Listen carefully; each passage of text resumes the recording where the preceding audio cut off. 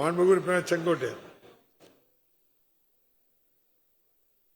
மாண்புமிகு பேரவைத் தலைவர் அவர்களே, உறுப்பினர் காந்தி அவர்கள் குறிப்பிடுகிற போது இரவு நேரங்களில் வருகின்றவர்களுக்கு நேரம் கழித்து வருகின்றவர்களுக்கு கிடைப்பதில்லை என்றார்கள். கர்நாடக மாநிலத்தில் அப்படி அல்ல.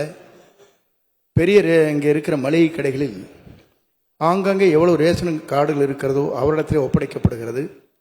ஒப்படைத்து எந்த நேரம் வேண்டுமானாலும் அவர்கள் பொருளை அவர் வாங்குகிற போது இதையும் சேர்ந்து வாங்குவதற்கு அங்கே நடவடிக்கை மேற்கொண்டு நடைமுறையில் இருப்பதாக சொல்கிறார்கள். அதை போன்ற செயல்களை இந்த அரசு செய்வதற்கு முன்வருமா என்பதை உங்கள் மூலமாக அறிய விரும்புகிறேன்.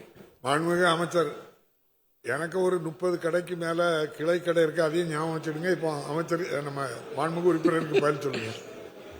மாண்புமிகு பேரவைத் தலைவர்களே, இதே போன்று மாண்புமிகு உறுப்பினர் சொன்னது போல ஆந்திராவிலே இதே மாதிரி தான் நகரம் வீடுக்கே சென்று பொருட்களை வழங்குகின்ற திட்டம் அரசின் செயல்முறையில் இருக்கிறது.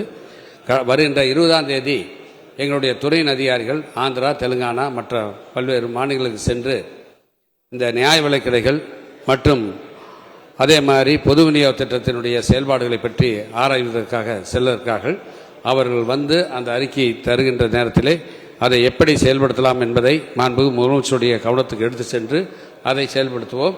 மாண்புமிகு பேரவைத் தலைவர் நிறைய கடை வாங்கிட்டீங்க, இன்னும் என்ன கடை இல்ல? 2-3 நாளைக்கு முன்னாடி கூட, அதாவது ஒரு என்பிஎஸ்எஸ் முன்னுரிமை அற்ற கார்டை முன்னுரிமை உள்ள கார்டாக ஒரு நபருக்கு நீங்க கொடுத்து வாங்குறீங்க. அப்படி அந்த கீழறங்கி மக்களுக்கு சேவை செய்யணும்னு சொல்லிக்கிட்டு இருக்கிறீங்க. புதுசாட்டு ஒரு 40 கடை அங்க இருக்கு, மாவட்ட ஆட்சியர்கிட்ட வாங்கி தாங்க. கண்டிப்பா